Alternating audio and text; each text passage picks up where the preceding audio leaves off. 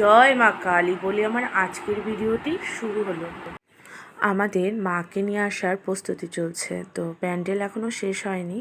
তো এই যে প্যান্ডেল কমপ্লিট। কেমন লাগছে মায়ের জায়গাটা? এখন আমরা এই যে মাকে আনার জন্য সবাই যাচ্ছি, যে মাকে ঘরে নিয়ে আসবো। তাই তো এই যে আমরা সব মিলে বেরিয়েছি। আমার পুতু যেটাতে মা আসবে সেটাতে বসেই যাবে। এই যে মায়ের এখানে চলে এসেছি। এই যে আমাদের মাকে এখন আমরা উঠাবো, তারপর মাকে নিয়ে আমরা বাড়ি যাব। সেই জন্য আমরা এখানে সবাই দাঁড়িয়ে আছি। মাকে তুলে ফেলা হয়েছে ভ্যানে। মাকে নিয়ে আমরা বাড়ি চলে আসছি।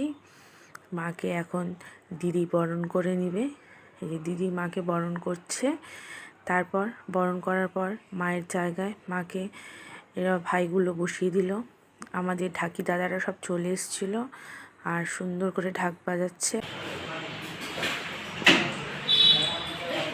ওখানে ভোগ রান্না হচ্ছে, ভোগ রান্না হচ্ছিল ওখানে। তারপর আমি এখান থেকে সোজা বাড়ি চলে গেছিলাম। ফাইনালি আমি রেডি আজকে পুজোর জন্য।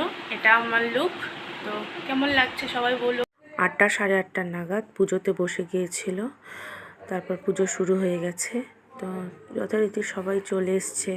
আমরা সবাই উপবাস ছিলাম। আমার বাড়িতে আমি, মা, দিদিভাই, আর দিদির বাড়ির পুজো ছিল। দিদিরা তো অবশ্যই উপোস থাকবে। এই যে মা বসে আছে, এই যে দিদিভাই বসে আছে, আমরা সবাই বসে আছি। এখানে পুজো হচ্ছে আর আমিও বসেছিলাম, এই আর কি।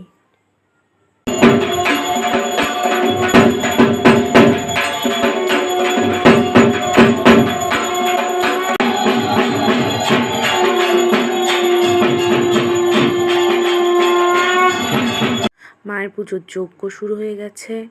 যজ্ঞর পর অঞ্জলি হবে আর যজ্ঞটা খুবই সুন্দর হয়েছে।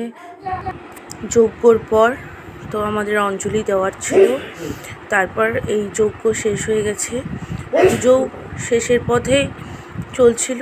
তো পুজো শেষের পথে আমি একটু ভিডিও করে নিচ্ছিলাম। তারপর আমরা সবাই মিলে মায়ের প্রসাদ গ্রহণ করে রাত 3টার দিকে বাড়ি চলে এসেছি। তারপর আমি আর কোনো ভিডিও করিনি। আশা করছি আমার এই ভিডিওটি তোমাদের খুব ভালো লাগবে এবং তোমরা আমার পাশে থাকবে, আমার চ্যানেলটি সাবস্ক্রাইব করবে আর তোমরা সবাই খুব ভালো থাকবে।